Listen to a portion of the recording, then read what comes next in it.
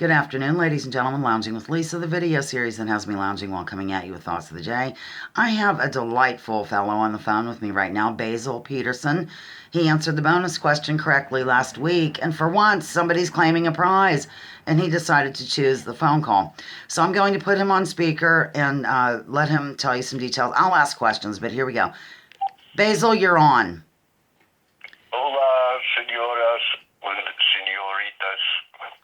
Wonderful. I think I understood that. Okay, Basil is a unique character, and we've all known it. What I like about him is he allows people to be themselves. Like, I might run a little more conspiratorial than Basil, but he's still supportive and nice and friendly, and so is his wife. And I dig that. But what I dig the most about him is that he lives what he talks about, kind of. For example, they live off the grid, and that's what I'm going to ask him right now. Tell us, how did this work? How did you get the idea? Go. Well, I guess around 2009 is when we first got this. It's a little organic farm in Finger Lakes, New York. And we've been coming camping up here for probably 20 years. And it was pretty much just serendipity. Because I had been working 20 years and we'd saved and been looking, and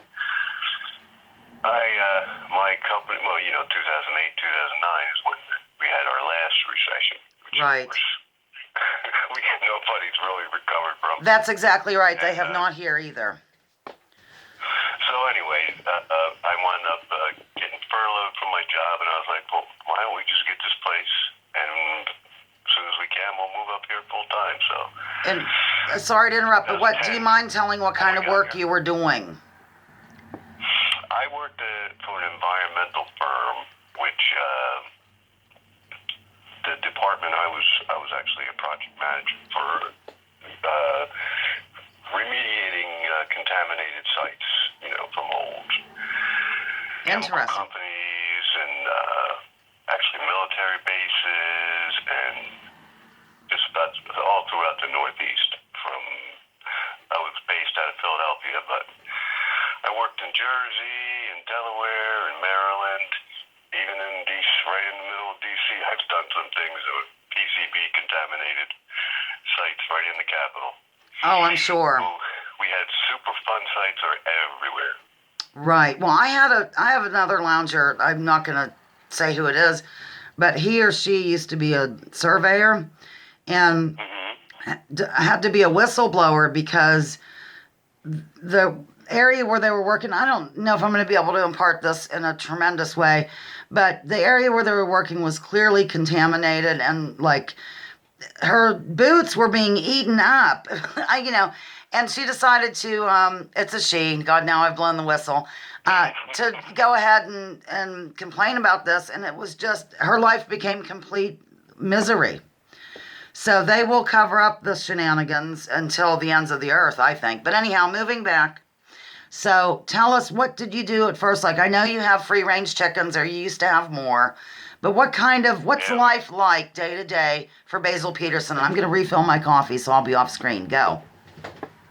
Yeah, mostly I was really into permaculture, which in fact is like planting mostly perennial vegetables and fruit trees and things that grow naturally here, and use the landscape as a permanent source of food. I plant pawpaws on the edge of the forest. I plant all kinds of berries, raspberries and boysenberries. I have kiwis. Believe it or not, there are hardy kiwis that grow here. That's wild. And most people don't realize it there. But people have tried it, and they said, I could never get any kiwis. I said, you have to have a male and a female. Oh, wow. wow. They're dioecious. Anyway, and so pretty much the whole yard is just covered with fruits and nuts and berries that come back every year. Okay. And then I supplement that with, some raised beds where I grow garlic, and we have asparagus coming up now, and I like to keep things that are more perennial.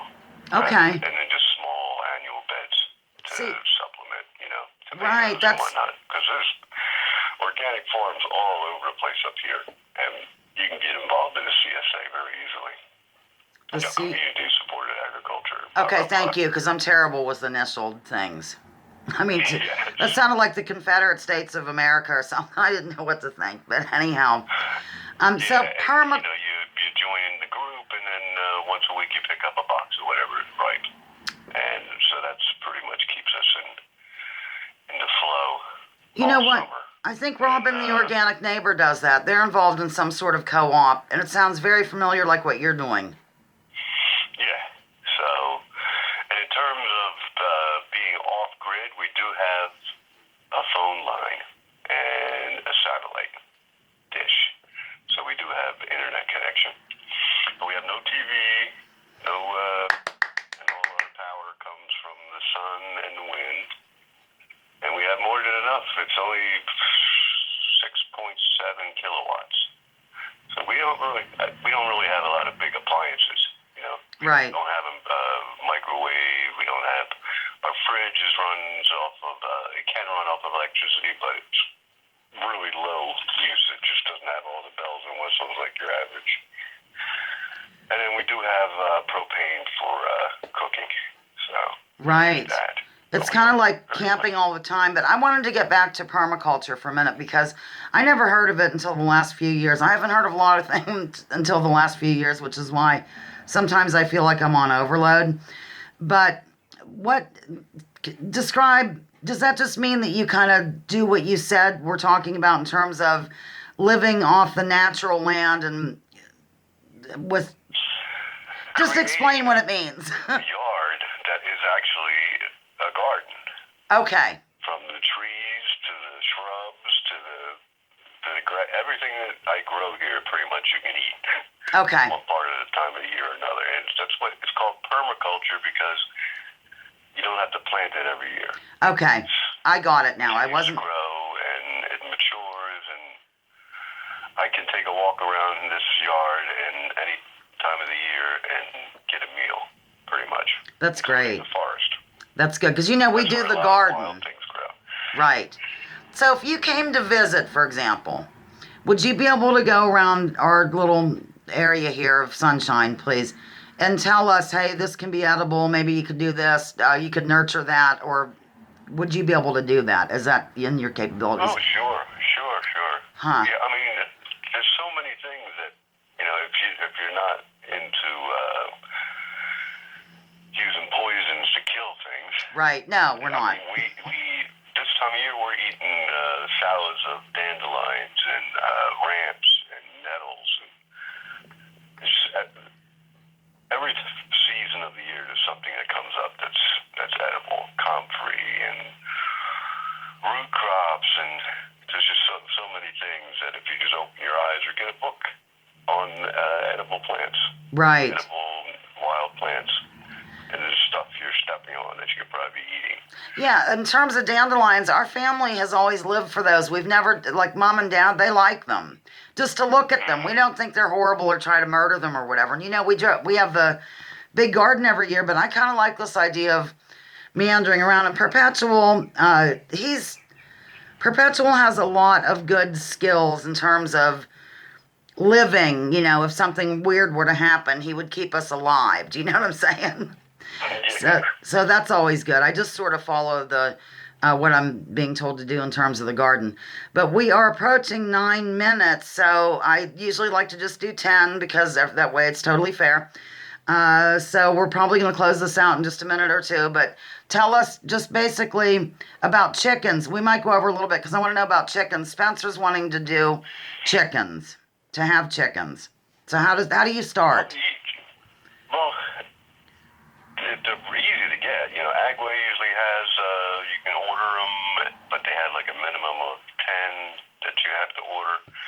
But they'll come in the mail, then they call you and you got to go and get them like immediately because they'll be in a little box. Right. So you have to be prepared. But they make some really cool rolling houses now where you can move them around. And or you can order them. Some places around here have you can buy them by mail and pick them up at your post office. I'm wondering if we have a chicken farm not far from here. I mean, it supplies the eggs for the whole region.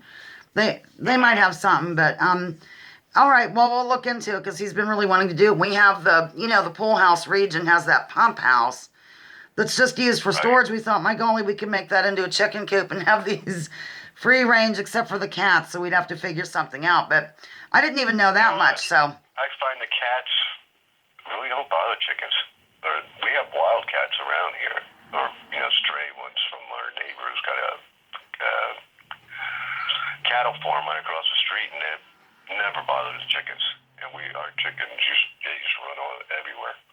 But there's plenty of people that like chickens, foxes, minks, yes, weasels. Yeah. They are a prime target. So all right. You don't want to be disappointed. Definitely make it so that it's very well locked up at night. Right, got you. Okay, well, we're going to wind this up. I'll do my closing, and you stay on the phone, though. I'm going to take you off speaker. Say goodbye to the loungers. Adios, people. Okay, I'm taking you off speaker, but just stay with me. Thank you for tuning in today to Lounging with Lisa, the video series that has me lounging while coming at you with thoughts of the day. Join me, join others, drop your political identities. Let's focus on issues. Leave labels at the door. Research before you judge. And remember, war is a racket. My book's over there. I don't feel like getting it. Don't take my word for it. Check out General Smedley Butler and what he had to say. And I thank my guest today, this afternoon, Basil Peterson of the Finger Lakes. Okay, I'm signing off, but you stay with me, Basil.